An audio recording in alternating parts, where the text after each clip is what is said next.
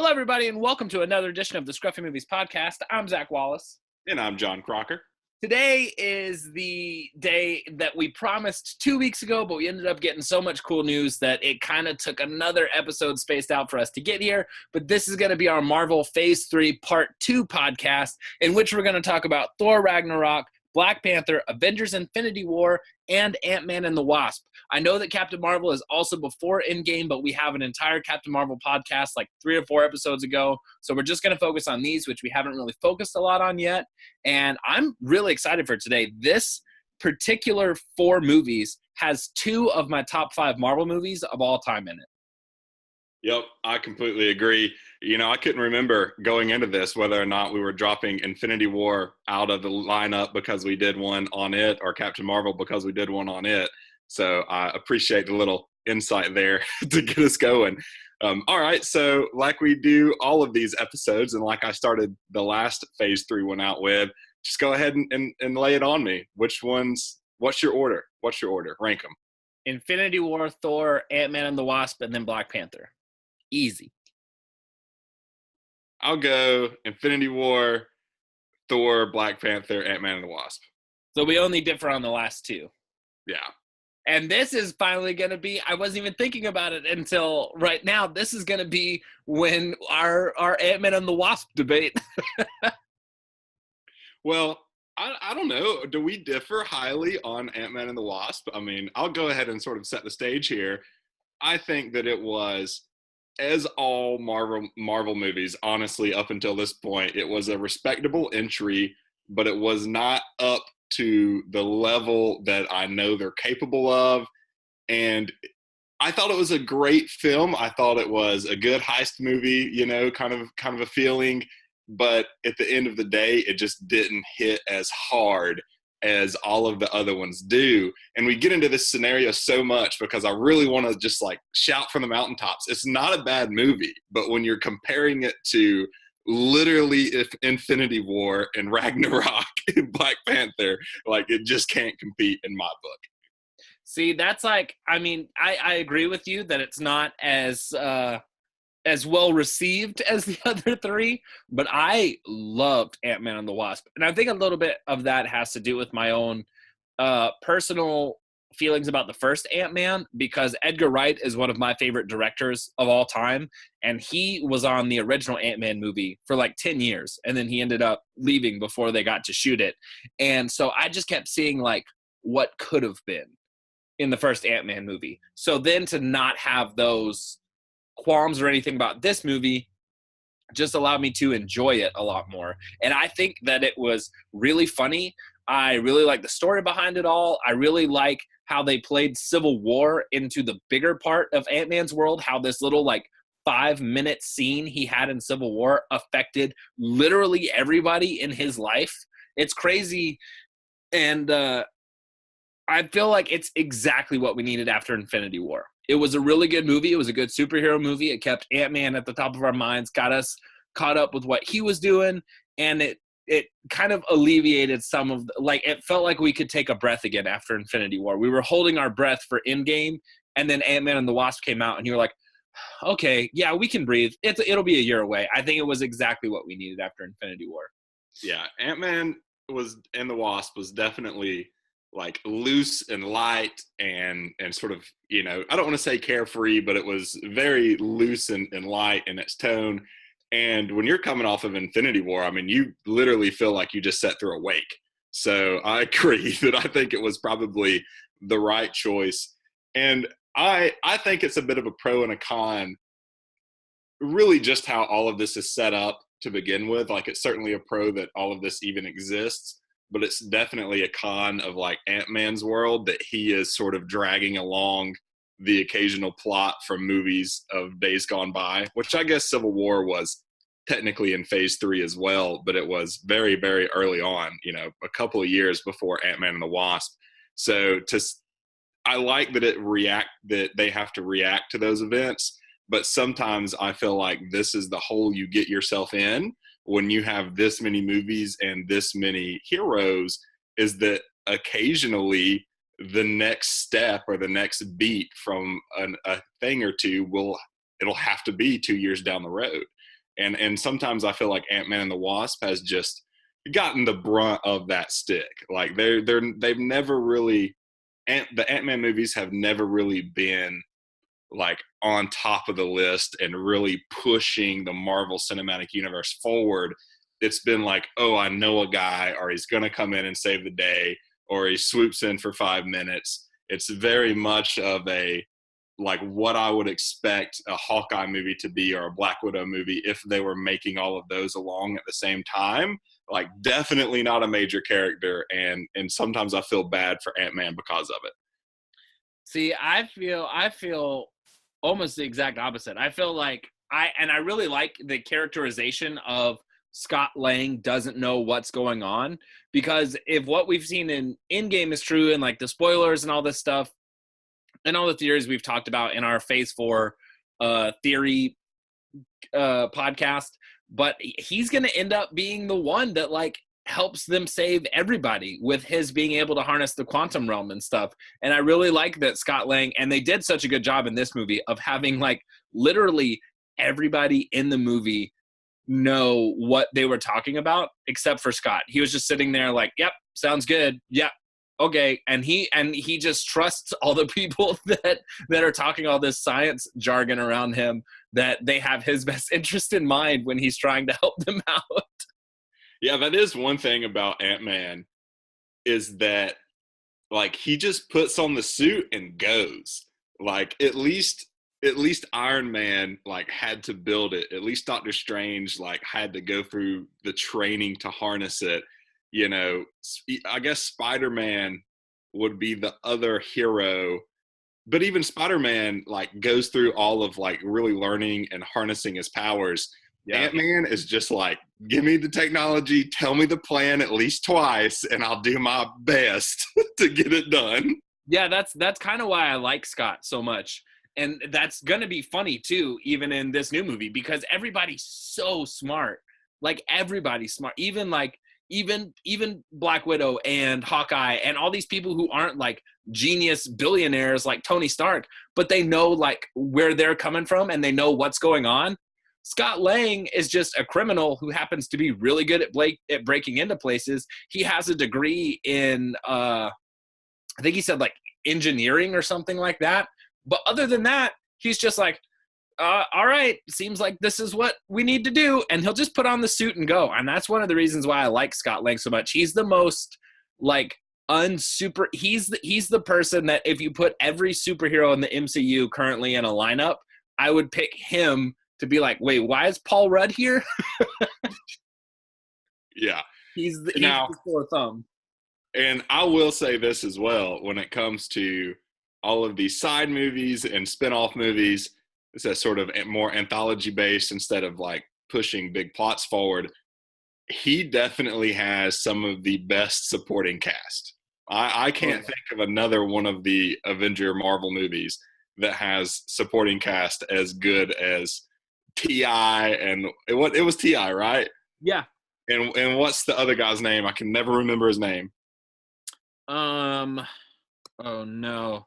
Michael something now, but he plays Luis. Pena. Michael Pena, that's it. Yeah, he plays Luis. Yes. Yeah, he's incredible. And I'm also really glad at this movie that he got a bigger role than he did the first time around. I really like, and it just kind of goes to show Marvel in general is good with like listening to what the fans like. Like after the first Ant-Man movie came out, people went, oh, we like Luis. And they're like, great. He's a huge part in the second movie now. You're welcome. Yep. I'm really glad that he was a bigger part. I hope he comes back in some form in Endgame. If he has like a cameo or something, that would be awesome. Yeah, and just thinking about it, because for some reason I can't let this go. I think Iron Man, if you don't count Happy and you don't count Pepper Potts, because they've kind of already like, to me they are in between, like they're above supporting characters but not quite heroes themselves either. They would be like second lineup. If you take out Happy and Pepper, then I really, and maybe in some scenarios, Thor, the the something 3 and the lady, what do they go by? Warriors 3 and the Lady Sif. That's it.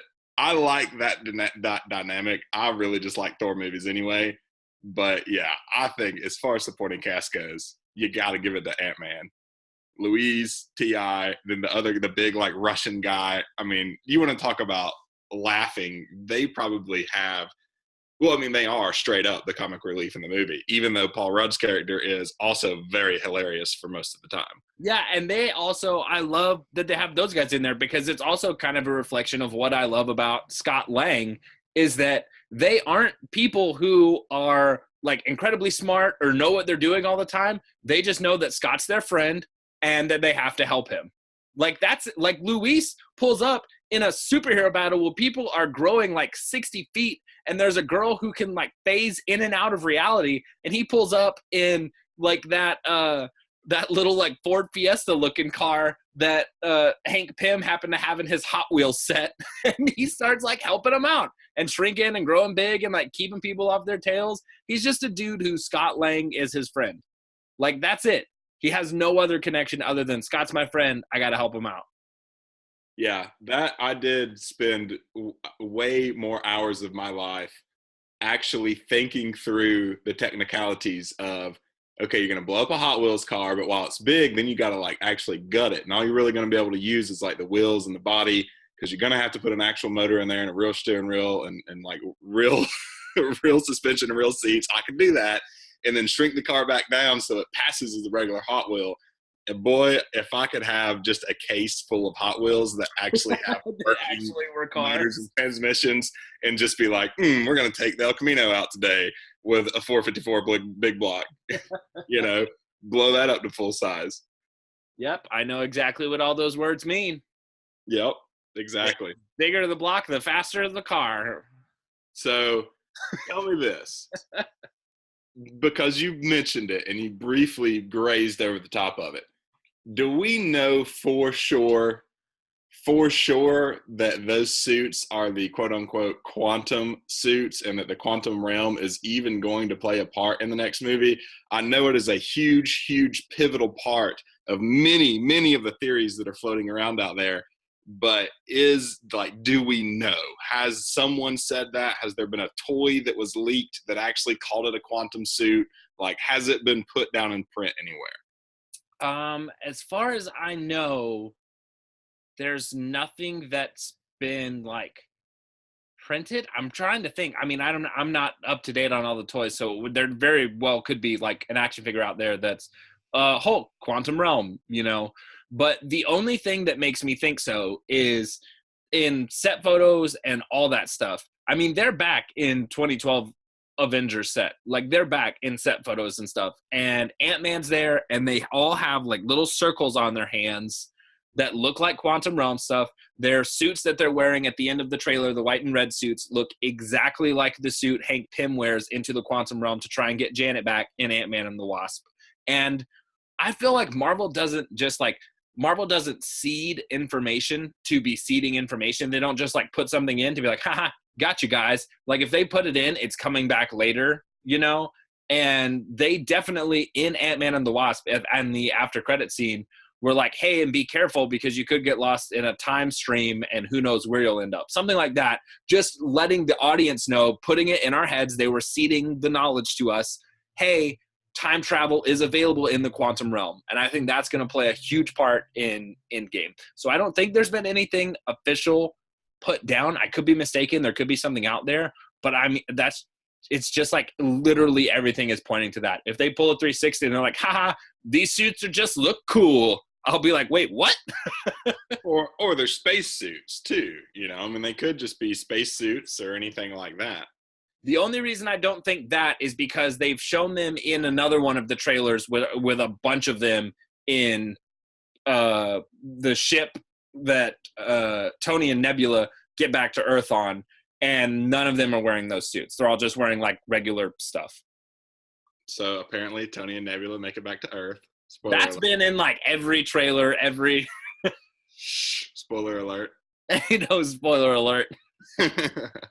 Well, I know that when the toys started coming out, because they made, loads of toys with them in those white and red suits, that was sort of the theory, is that they were labeling them as basically in their quantum suit because they have to go through design and production and all that 6 months ahead of, you know, the movie coming out, or more, a year ahead.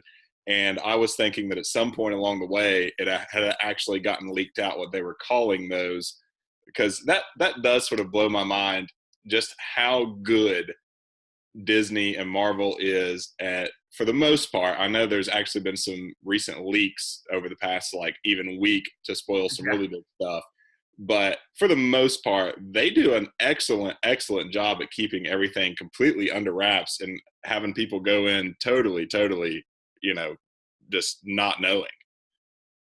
Yeah, and I honestly think that like Disney might not have officially put that out anywhere. It's just fans like you and me who have seen every movie countless times and have seen like the set photos and all this stuff, and they're like, oh, got it. And it's us connecting the puzzle pieces. It's like they just hand us puzzle pieces, but they don't give us the box with the picture on it. We're not sure what puzzle we're building, but like you can get pretty far just putting puzzle pieces that fit together, you know? Right. You don't know what picture you're making, but you can put some puzzle pieces together. All right. So which one did you put below Ant-Man and the Wasp? Black Panther. Why? It's so good. It's nothing more for me other than the fact that like for the first 30 minutes or so, I wasn't really into it. Like until they got to Wakanda, I wasn't really into it. And then it was like a little later, but when people started talking and stuff, Killmonger's travel to get to Wakanda makes no sense whatsoever. He pretends to be part of Claw's crew in order to have Claw take him to Wakanda. Then he shoots Claw and gets to Wakanda anyway. So there was literally no need. He could have just gone there whenever. And he keeps saying like, well, he needs somebody that can get him back into Wakanda or something like that. And like, but he knew where it was. He just flew right there. He shot Claw and flew there. Yeah, now I do remember that. I do remember thinking to myself that there were certainly a few things that didn't add up, but for some reason, I guess, and I'm typically not one to do this, but for some reason, I just kind of gave him a pass. And I remember thinking like the timing of it all was just like, how in the world did this all work out? That like on the same week, you've got, you know, Black Panther coming home, you've got Killmonger coming in, like they're doing all this stuff. There was already a fight for the leadership happening like beforehand. It seemed way too perfect. That everything sort of all the stars aligned to make it play out as well as it did as a story. So I will give you that's typically the type of thing that I like to shoot full of holes as well. And for some reason, I think it was because the later half of the movie and a lot of like my favorite parts were sort of the world building and like telling the story of Wakanda and the different tribes and everything else, because I really get into that type of thing. So when they started slathering that on me, I just had forgotten what happened the 45 minutes beforehand, 30 minutes. Yeah, that and just like watching the movie for the first time, I felt like I didn't really get into it until like 30 or 45 minutes in. Once they went to, I believe it was South Korea, if I'm not mistaken, once they went to try and intercept Claw's deal that he was having with Everett, with Martin Freeman's character, that's when I started to like really get into it. And then after that, I was super into it the whole time. I was good to go.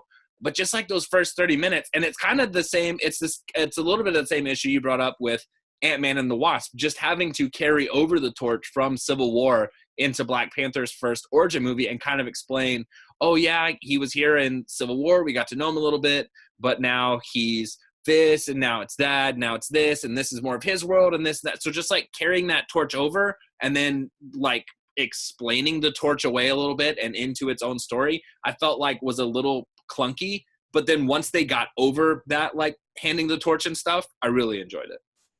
Yeah.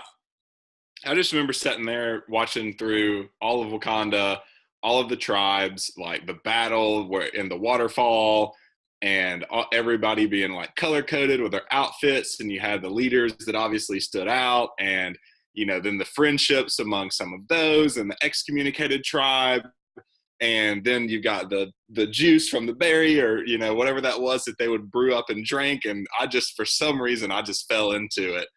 But that's what you have to do to get me, though. If you put out an awesome world, even if this only existed in one movie and this wasn't an MCU and there wasn't more Black Panther coming down the pike, like just that alone would have sucked me into it. And I know it was kind of super Lion King-y, a lot of the stuff that they did. It was very Lion King. As far as the formula goes. But for some reason, I went in hook, line, and sinker. And like any other movie, it was freaking beautiful. Any other MCU movie, it was a gorgeous movie. They did a great job with all the setting and really showing the surroundings, I think, in that movie. Because in Wakanda, you have something to show off, I guess, as compared to like New York or anything like that. So to me, it was just everything I was looking for. And the story was this, like, the story itself was, I think, overshadowed by the surrounding story that was happening around the main story. It's kind of the same way I feel about Captain Marvel, but Captain Marvel, like, was just, it weighted too heavily into the main character's story and not enough into the surroundings. And that's kind of, and like, as soon as we got out of Captain Marvel, when I saw it for the first time, I was like, yeah, probably that's like on par with Black Panther. So that pretty much summed it up right there for me. It's a super good movie and I liked it, but it also had its flaws and its holdbacks where I was like, oh, okay. But it was really good. And also, kind of speaking to your point, the cinematography and just the music was beautiful in this movie. I loved that a lot. And then I loved, even in Infinity War, I like tapped my wife when it happened. Whenever they fly into Wakanda for the first time, they're playing a version of the Avengers theme, but they have like the tribal drums from Black Panther's theme beating over some of the beats that would normally just be like regular music in one of the Avengers themes that we know. And I thought that was super cool because it showed the symbolization of the Avengers and Wakanda finally coming together, but like very subtly. It was just something where you had to listen to it and go, oh, that's cool. But like they never overtly said it.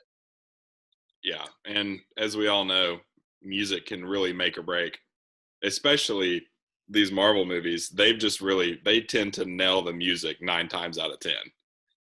Yeah. I mean, the Avengers theme song in what has it been since 2012 has been one of the most like instantly recognizable theme songs of all time, I would say. Like instantly recognizable. Oh yeah. I mean, it'll definitely go down with Star Wars, Jurassic Park, all those. Yeah, and the way that they're using it now, it's almost like that the theme song is a hero itself that we're waiting to see. The only 2 times I remember hearing it in Infinity War was when Captain America came out from behind the train from the shadows, and then when Thor arrived in Wakanda. So they like hold it off for big stuff, like they know that we want to hear it and they're waiting. And for us, they're like, oh yeah, you're going to like it when it pops up. Yeah. Which is the proper use of themes. I feel like a lot of people or a lot of movies now overuse like what is really a theme, and they try and make it into, like, I'm going to use the word meme here, and I mean like meme in the real sense of the word, not like the pictures with words on them that are all over Facebook, but like something that you instantly associate with a larger idea. Like there's a reason why the Imperial March plays when Vader walks out and not when Luke Skywalker walks out.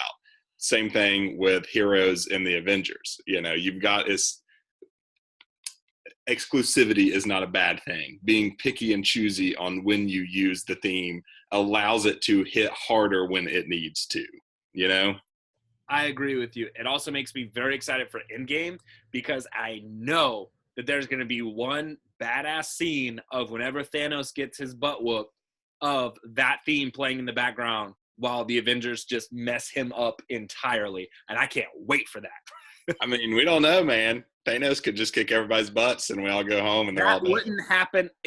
We were already sad enough at the end of 1. This is the second part of this is the happy conclusion. The happy conclusion. Yeah. God, have we had a predictions podcast yet? I For think Endgame? so. For Okay. Endgame, Yeah. yeah, we talked about it in our Phase 4 podcast, even though it's technically not Phase 4. We talked about it a little bit. Yeah, there's going to be some wild stuff. That's true. Well, not to stray too far from Black Panther here, I also want to say that one of the other things I really liked about the movie is that they did not stray very far from the he's a human element. Like there was a lot there with like having to actually acquire the power. What will the suit actually do for you? Because I mean, at one point you had basically two Black Panther suits fighting against one another, Right. and you have to, they used, I think it was the powered rails on the mine carts or on the train, if I'm not mistaken, to Yeah. do something there to like trick the suit or whatever. So there was a lot of, it wasn't very Superman-y where he just shows up and nothing can stop him and he's totally invincible and he saves the day, which they kind of fall into a little bit with even some of the Avengers. Like, even though Tony Stark is in a suit, they theoretically should not be able to get like, thrust to 1,000 miles an hour from zero and then immediately back to zero when he hits a brick wall. If he's been thrown into something, like those G's would kill a normal human. At least Captain America, we have sort of, the chemicals running through his blood or whatever. But in Black Panther, I think they did a very good job at showing like friendships that were under fire and family dynamics and true, like they humanized the hero very well, and I've got to give them credit for that, because to me that was again sort of a welcome break from the typical MCU formula and even the typical superhero formula. I mean, it would have been super easy to make a movie about Black Panther where he just kicks everybody's butt the entire time, you know? Yeah, and I think those are the best heroes. The heroes where, I mean, for as much as I love Superman, there are a lot of moments in like film and television and comic book history for him where you're like, yeah, okay. That were like he just shows up on the scene and there's an enemy that's like, haha, you think you can stop me, Superman? And you're just like, all right, he's gonna be fine. So there is Yeah. something to say about actually fearing for certain things, like for heroes being like, oh, uh-oh. And so, like even when like Thanos, but then to a bigger point, Galactus, which now that Marvel has the rights back to Galactus, I hope we see him come up as like a huge villain in one of the next couple phases. But like, I just don't know how they're gonna stop him. Like, I didn't know how they were gonna stop Thanos, and they technically didn't. But like, I don't know how they're gonna stop Galactus, and that's really cool to think about. It's cool to like actually kind of fear for people a little bit and be like, well, you could probably hold your own as long as there were some other people here, but like you guys should probably just hang back for a while. So do we think that after Endgame, like I know there's like Endgame will be a big line in the sand where in theory we nod goodbye, definitely not bury any of our favorite heroes thus far, and then the new class sort of takes control, and I'm imagining that they will sort of start their own fresh story arc, eventually leading up to a big bad villain, like we've been getting teasers for Thanos on literally for a decade probably at this point. So do we know for sure, like, I mean, is there a chance that in Endgame, well, of course there's a chance, but do we really think that they could beat him and clean up the story and put a bow on it so neatly that, say, the credit scene at the end of Endgame could be like Galactus laughing in the background, and measly Avengers think they've gotten rid of the biggest threat, here I come type of thing? Like, could we already start to be setting up to what will be the next big Avengers movie in a decade from now? Or do you think it will be much more like blending the colors and sort of phasing, fuzzing the edges a little bit? Do you think it'll be more of a slow roll into that new arc? I think there's going to be certain characters who are able to be wrapped up nicely with a bow. But then, I mean, we know that this isn't the end of the story. If anything, we already know that there's another Spider-Man movie coming. Oh, what's that sound mean? That sound means it's halftime. So we will continue that conversation in a minute. So halftime is the part of our podcast where we take a break from the conversation we're having. We talk about recent movie news, movie trailers, movies we've seen, stuff we're excited about. This is also the part of the show where we've been giving away our free digital copies. This is going to be another week where we're kind of going Marvel adjacent. It's not in the MCU, but it is a Marvel character, and that's going to be Venom. Now, Venom was a movie that when it came out, a lot of people gave it very bad reviews. But I actually really liked it, other than the fact that they rushed the ending a little bit, I felt like, was super good.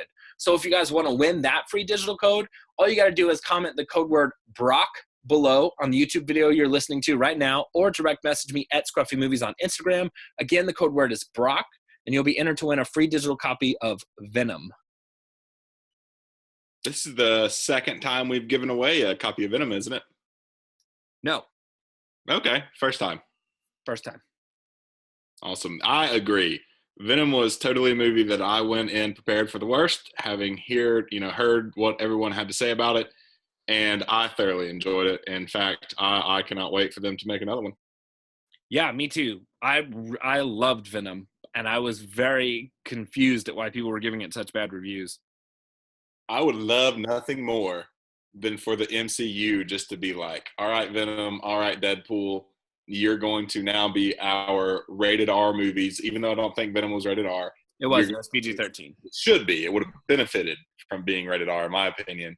So I hope the MCU is just like, okay, you're ours now, and we're going to put you over here in the bad kids corner and just make awesome, hilarious movies between Deadpool and Venom as being sort of in the rated R anti-hero box, and then continue the overarching thing with the MCU and maybe just have them come in and out occasionally, but definitely make it obvious, in those movies that they all exist in the same universe. To me, that would just be glorious. I would agree with you, other than the fact that in the Venom movie, they established with a throwaway joke line that Venom does not take place in the MCU whatsoever. It exists within its own universe. I know. I know, but in the occasional, very, very rare circumstance, I'm okay with retconning. And I'm not talking about going back and like releasing a special edition where they scrub that joke out. I'm just talking about saying, well, that was before we acquired them. Now we have them. Now we just act like it all existed. Yeah, and I mean, and they totally could explain it away too and be like, oh, first Venom movie takes place in 2011. Like before people knew aliens came to Earth. Just like, oh, yeah, whatever. 2011. This is 2019.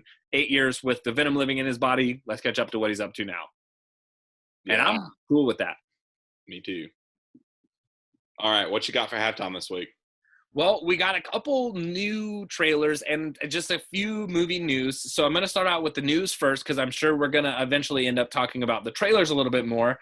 I mentioned it a little bit, I believe, earlier just in this podcast, but Kevin Feige just came out and said that Spider-Man Far From Home is actually going to end up being the Phase 3 wrap-up and not Avengers Endgame like we previously thought it would be.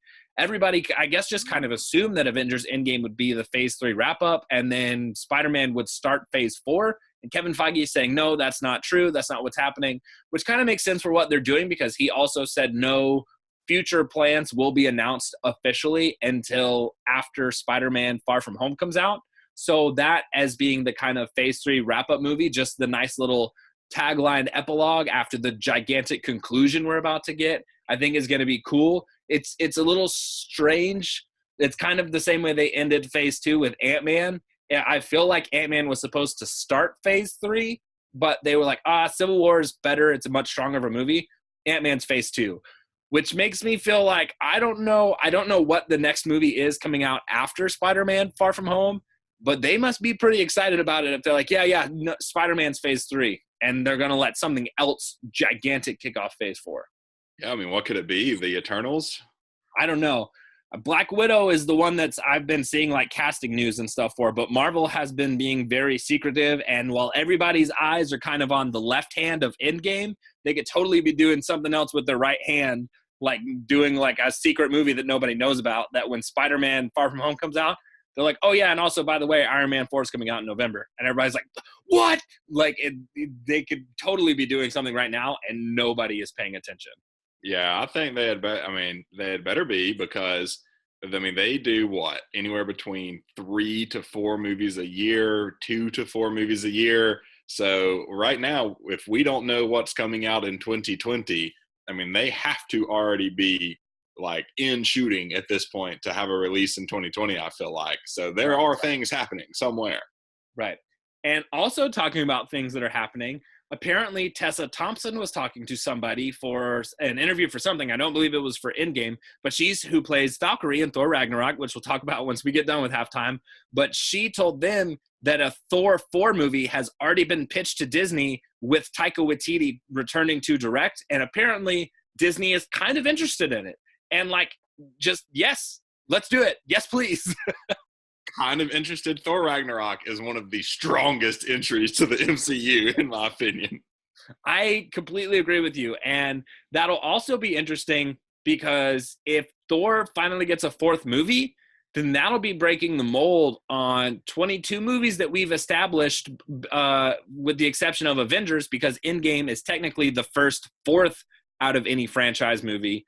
But Thor will be the first singular hero to get a 4th movie, which means like all the cards are off the books. Anybody could do whatever they want to now, you know? Like previously, everybody got 3. Once you got to 3, you're done. But if Thor gets a 4, that opens up an entire new world for what people could start doing. Yeah. I mean, to me though, yeah, I get that. But like Captain America was definite, or Civil War was definitely an Avengers movie. Thor was more of a Thor Hulk like buddy movie, even though they're not buddies for a lot of the time. Like I feel like, I don't know. I don't like the rule of 3. I don't like the 3 rule. I say do as many as you need to do, because if you feel like Captain America needs another movie that's all his own, I don't want them to say, well, we've already done 3. And if Taika Waititi is coming back and saying, I want to make another movie as awesome as Thor Ragnarok, no one on the face of the planet should ever even want to stand in his way. Yes, I agree. I really hope that they make it. And because I also don't like the rule of 3, because there's a million more Iron Man stories to tell. There's a million more Captain America stories to tell. But because they've had 3, it's like, well, let's make room for other heroes. Like, no, give me a 4th, give me 8, give me 12. I don't care. Give me more. But at the same time, I don't want you to sacrifice so much that I don't get another couple Doctor Stranges or another couple Black Panthers, or even for that point, like at least another Captain Marvel, so they can like try and make right some of the lackluster stuff that happened in the recent one. Right. But that was like the movie news I had. We also got a couple trailers this week. First up, I wanted to talk a little bit about the Child's Play trailer we got, which is the first time we kind of see Chucky, hear from Chucky just a little bit. And I gotta say, not really digging certain aspects of it. Chucky is a smart doll in this movie, which means he can connect to like all these apps and stuff basically within the house. Like if your thermostat's connected to your fridge, connected to your TV, connected to your Wi-Fi, all this stuff. And in the trailer, it shows Chucky going like into a mobile app in a car and then driving the car and crashing and killing people. Chucky's like using the thermostat to kill somebody. And there's even a line in the trailer that's like, Chucky's gone mobile. And I did not like that at all. The entire reason I want to see a slasher movie is to see the slasher kill people. I don't like at all that they're making Chucky mobile. Hopefully that's not a lot of the movie. Hopefully that's just a couple scenes and stuff like that. And even if they did something that's like, well, Chucky has to be within 25 feet of the app to use it, whatever. Like as long as they show Chucky in the general vicinity of what's happening, it'll be better than what I think might happen right now. Because right now I don't like the direction that took. I just want him to be a killer doll. I don't want him to like control a thermostat and make it so hot that a guy drops off onto like a circular saw that Chucky's also controlling. That's stupid. I don't like that. Yeah, I watched you watch the trailer, but I did not actually get close enough to tell what was going on. I'll reserve judgment simply because I like the idea of it. I like bringing it into the world that we live in now to see what it might exist it as, if Chucky were a smart doll. So I'm okay with the premise, which I think might be more than you're okay with, but like anything else, I'm going to wait and see how it plays out. Yeah, I mean, I'm gonna see it either way, so it's kind of like it doesn't matter at this point. But I just don't like the direction that took. But something that I super like the direction that it's taking is we also got a new Hobbs and Shaw trailer, and it looks off the wall amazing. It looks absolutely incredible. And this is a movie franchise that I never really thought we'd start to see spinoffs of Fast and Furious. But now that we are, I'm kind of glad that it's happening because Hobbs and Shaw looks like it can go deeper into the world that we don't really want to see the street racing gang go in. like I had a lot of problems with Fate of the Furious because I felt like, okay, at the end of the day, these dudes are they're just street racers who now have worked for the government a little bit. Like they shouldn't be able to stop a nuclear warfare. And that it kind of started to rub me the wrong way in 8. But Hobbs and Shaw, super trained, super developed. I don't care if they go off the walls. I don't care if Hobbs and Shaw go to space. It makes sense. I don't want to see Vin Diesel go to space because it doesn't make sense. He's a race car driver and a thief from LA. He shouldn't be in space. But Hobbs and Shaw, go for it. And the fact that they're taking the crazy to the next level in this one looks awesome. And I can't wait for it. It was an awesome trailer. Yeah, and if anything, my hopes, and I know you and I spoke off air about this a little bit, perhaps this will allow them to get their fill of saving the world from nuclear war and going to space and doing all of that. And it will allow that franchise to get its fill without having to involve the street racers so that you're not pushing the bounds that far. Like, I hope that this is the perfect excuse for them to take the next Fast and the Furious movie back to race wars, back to California, back to boosting VHSs out of tractor trailers. Like, I want them to come full circle as much as possible instead of just continuing to amp up the whatever it is they're amping up when they do all of that. Like, hopefully this will sort of it'll be like a pressure release valve so that anything that Vin Diesel and all the other guys that write these movies want to do, they can do all the crazy stuff with Hobbs and Shaw and let the drivers be drivers. Yes, I agree. And I hope that that's what's going to happen. And Hobbs and Shaw looks awesome, and I'm there for it. And that's my halftime. What do you got? So I didn't have a whole lot for halftime this week, but I did want to report on something that I'd watched recently that is totally outside of like the norm for anything I would ever watch, but I found it so interesting. I wanted to at least bring it up to you. And that is a 50-minute quote unquote movie. I would call it more of like a musical short with Donald Glover and Rihanna and Shuri from Black Panther, and it's called Guava Island. Have you seen this? I haven't seen it, but I heard of it in that people were like, Donald Glover filmed a secret movie and it's up for free on Amazon right now. Yeah, totally was perusing Amazon, saw Donald Glover in a Rihanna movie and was like, what? Started in on it, realized it was only 50 minutes long. I really dug it. Now, so I'm not a huge like Rihanna fan or a huge Childish Gambino fan. And I could pick out a couple of his newest songs were used, because make no mistake about it, they break out into song a lot. I mean, this is a musical thing that's being put together.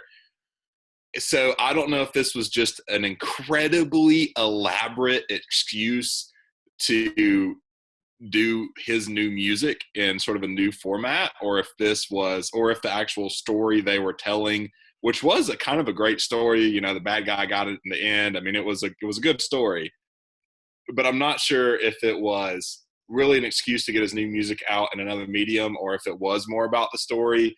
Either way, though, I definitely think if you're a fan of his at all, it's certainly worth checking out. And I really dug it because it was filmed like with an old school, like not the widescreen angle, like it was the old square angle, like you would see on old school TVs, where it was like a perfect square, and it was really gritty and grimy. Like it was, they used sort of a lens the whole time to push the island atmosphere, sort of more rustic, scenery looking, feeling type of a vibe.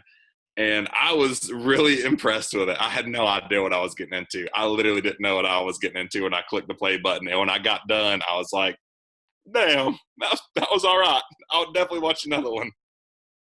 Yeah, I saw a review for it come out, and the guy gave it 9 out of 10, and he said the only reason I'm not giving it 10 out of 10 is because I wanted more of it. I didn't like that it was so short. Yeah, like I kind of want to know more about this, because if all the songs that they did were like songs off his new album, then that gets me excited to know that on his next album we might get something like this. But if not, if it just so happened that he did them because they were sort of newer and this is when he wanted to do this project, because he's into film and stuff too, then I hope that we get to see more of these in quick succession. But I don't know if we will. I have no idea. I haven't done any research on it other than watching it and telling everyone out there on the interwebs that you should check it out. Amazon Prime. Yeah, I still need to check it out. I'm a huge Donald Glover fan, so I'm sure I'd love it. Yeah, then for sure you'd love it. And that's all I've got. Oh, and Hellboy is sucking it up. I kind of didn't even want to mention that because I haven't seen it yet, but that's what I hear. Yeah, I'm kind of sad about that. That was a movie that I was like, couldn't wait to go see on opening weekend, and then I heard the reviews, and I was like, oh, man, I don't really want to spend my money on that. I'll wait for DVD. I'll rent it at Redbox or something, Yeah, totally. All right, well, I guess back to the combo. We still got 2 movies to talk about, and they are the two that I had mentioned in my top 5 Marvel movies of all time. What are we doing first? I guess we should. I mean, we've been jumping around a lot, but I guess let's take it back to the beginning of where we probably should have started this podcast, except we just kind of organically flew from Ant-Man to Black Panther. But Thor Ragnarok, whoa, this movie. I mean, like, I came into it with some kind of expectations because it just looked incredible from the trailers and stuff. And I love Taika Waititi. He made a movie called What We Do in the Shadows. That's one of my favorite comedies of all time. Super talented guy. And the trailers looked incredible. All this stuff looked incredible. And I was like, man, it's time. Like, Thor needs a chance to shine. Like, Thor and Thor the Dark World, for as many fans as there are out there and stuff, are kind of 2 of the Marvel movies that just get pushed to the back burner. People are like, let's skip over Thor and Thor the Dark World, especially Thor the Dark World. To me, those 2 were like old school hero movies, and they didn't keep up with the new bar that Marvel had set around them. I can agree with that. That makes sense to me. But then when Thor Ragnarok came out, I was like, yeah, let's go check it out. It looks really good. And just absolutely, completely blew me away. Yeah, I don't even know what to say about this one. I mean, it's one of the best. It's 2 of my favorite characters doing awesome things in a faraway place. And then that's the one where you had the girl where he got his hammer broke, his sister, right? Yeah, Hela broke his hammer. So all that happens, all that transpires. You get to see a weird family dynamic that you had no idea even existed.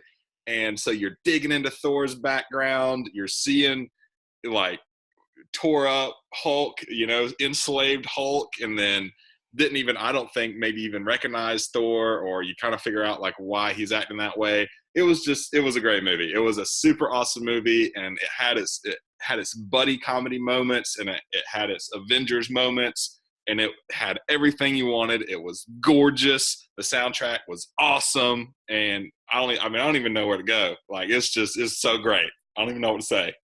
Yeah, I also really loved Valkyrie and especially Korg. is just like one of my favorite new Marvel characters of all time. Loved Korg, which was also played by Taika Waititi in the movie.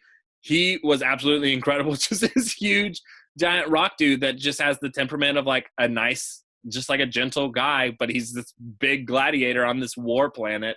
Yeah, the movie was really good. Lots of really funny jokes and stuff. This movie also exemplifies for me just how far we've come since the first Iron Man movie, like how deep into nerdom, like just big audiences get, that this is one of the biggest movies of all time. And there's literally a scene at the end where Hulk fights a zombie werewolf on the Bifrost Bridge in Asgard. And nobody batted an eye. Nobody was like, oh, wow, kind of weird. They took one of their grounded characters, Hulk, where he was on planet Earth for so long, into space and did blah, blah, blah, blah, blah. Like, nobody batted an eye. We've come so far in nerddom and what audiences are willing to accept in movies because of Marvel. And that is just one of the scenes that exemplifies it for me. Like, Hulk fought a zombie werewolf in Asgard. And that's not even, like, what's talked about in the movie. People are just like, neat. He fought a zombie werewolf in Asgard. But nobody even talks about it. How far we've come.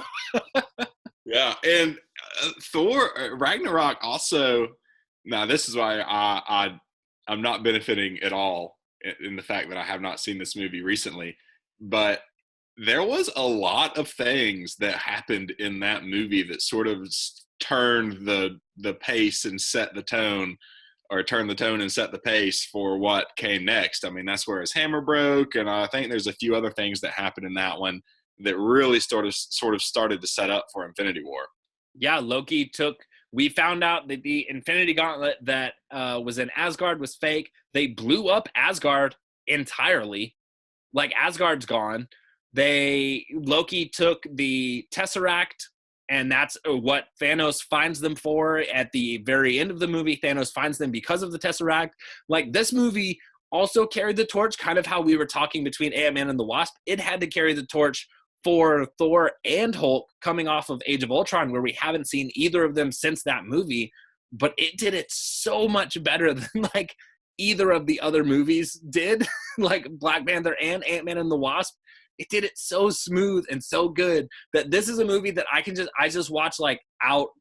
There's no like order I need to watch it in. I can watch Thor Ragnarok out of order of any of the MCU movies and be like totally entertained the entire time.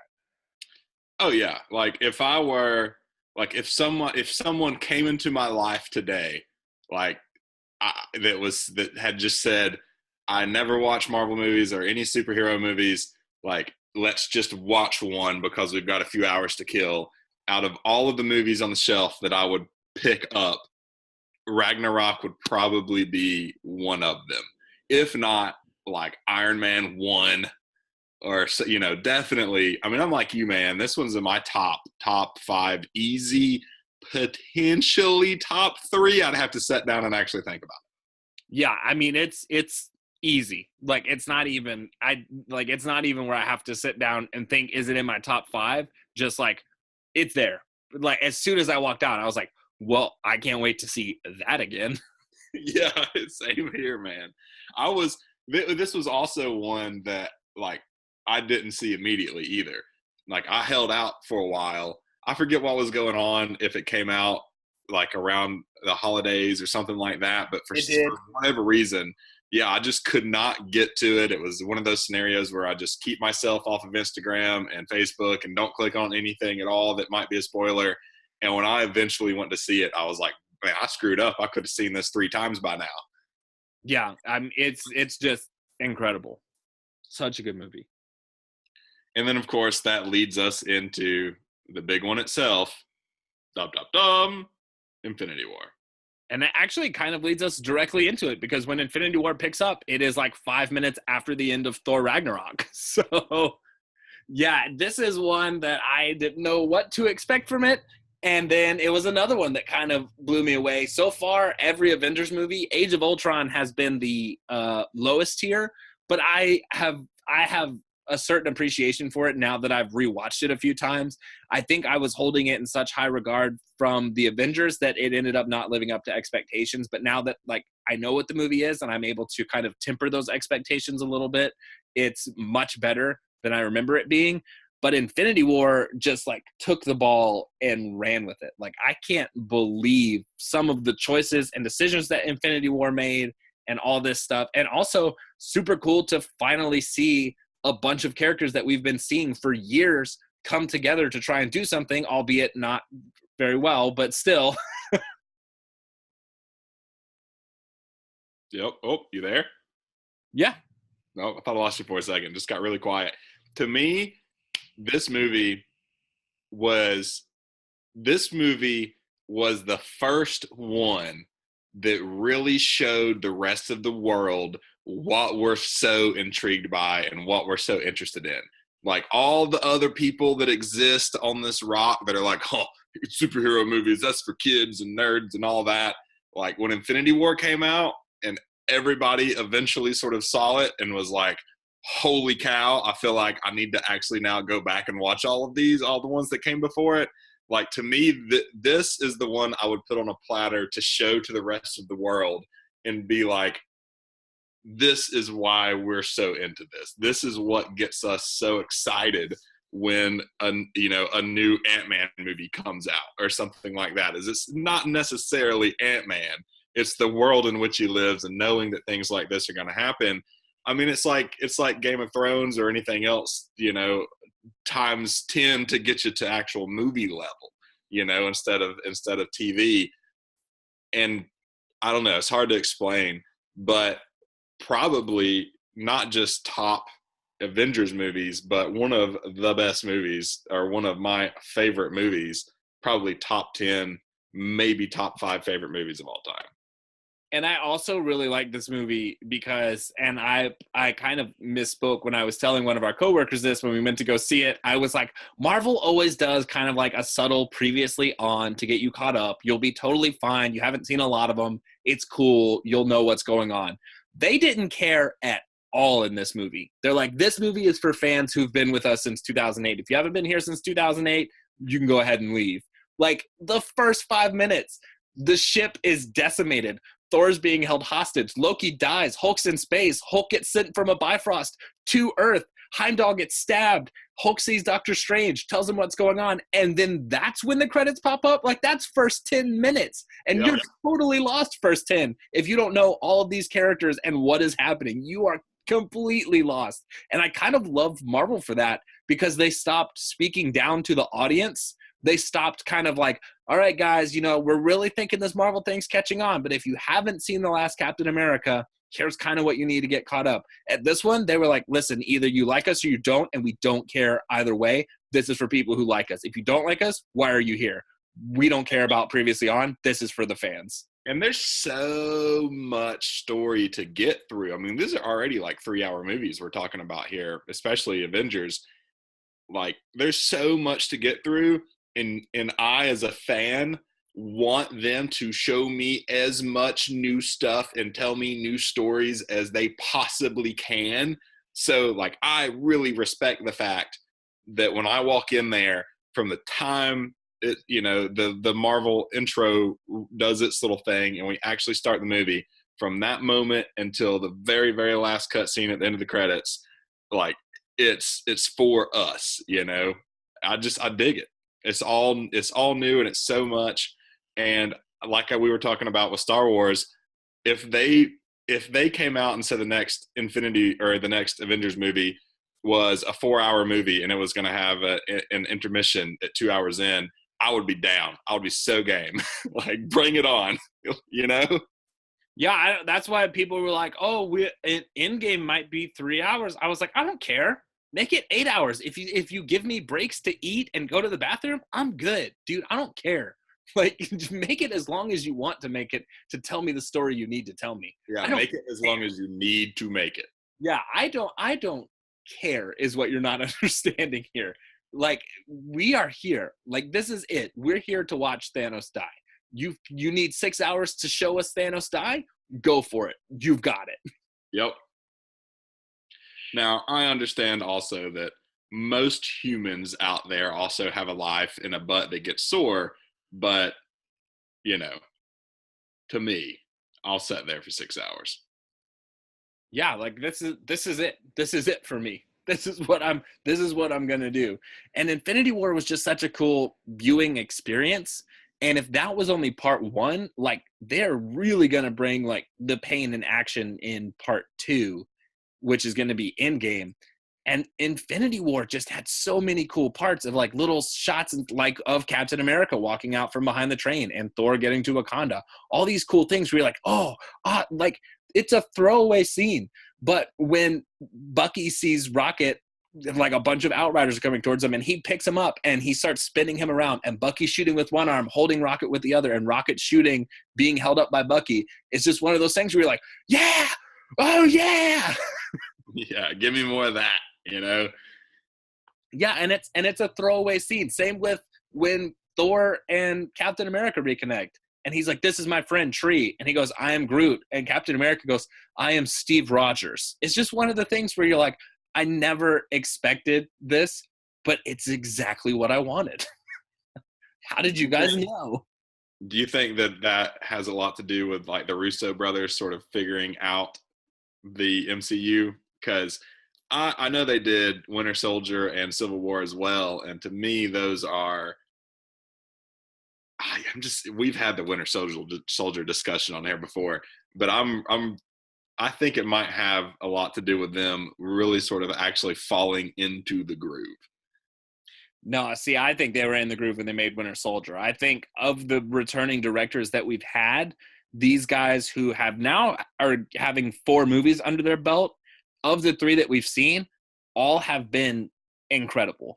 And not only that, they've been able to juggle gigantic casts and feel like everybody is integral to the story. I saw a breakdown of Infinity War screen time, and it was like Captain America total, like somebody just counted the seconds he was on screen. It was like for a total of like 7 minutes of a 3-hour movie is when Captain America's there. And I felt like he was in that entire movie. Like they do such a good job juggling and like giving people important things to do so that you know that they're there and they have a character arc and all this stuff. And I think it helps that there are 2 people, that it's Joe and Anthony Russo, because they are doing usually what is a 1-person job, but they're doing it with 2 people, so they're able to juggle more at once. Like one person handles one thing, one person handles another thing, and it all comes together in this great vision that they both know they're striving for. But I think they've been in their groove for a while, and I think it's only going to continue with Endgame. Maybe they need to walk across the hall and give some advice to those Star Wars people about how to do that. I would love it if they did. All right. Well, anything else to say, sir? I think that brings us to about the end. I think it does too. All I can say is next week we will be back with our Avengers Endgame review. A week from now, Crocker and I will have both seen the conclusion to an epic 22 movie saga that has been unseen, unheard of in movie history so far. And I don't know what to expect. I honestly don't know where the Marvel Cinematic Universe is going to go after this, but we will be back with all the spoilery good details for you guys on opening weekend next week, and I can't wait. That's right. And buy your tickets if you have not already, because they will probably be gone. Yeah, my friend bought us all of our tickets, and he refreshed it immediately after he bought it, which was like clean theater. Nobody was in it. He refreshed it, and like half of the place was gone. Like half of the seats were gone. And he was like, well, glad I bought them when I did. Yep. Well, thank you everybody for listening to this episode of the Scruffy Movies Podcast. We hope you enjoyed. I know that we've been saying it for a while, but it was just Marvel-centric around here for a while. We got one more week of it being Marvel-centric, and then we might break off into a different movie. But for now, it's Endgame week, and we're excited about it, okay? Again, if you want to enter to win a free digital copy of Venom, all you got to do is comment the code word Brock below on the YouTube video you're listening to right now, or direct message me at Scruffy Movies on Instagram. Again, the code word is Brock. Please follow us on Instagram at Scruffy Movies. And Crockalicious. And we thank you all for listening. We will be back next week with our Endgame review that I cannot wait for, and we hope you'll join us then. Bye!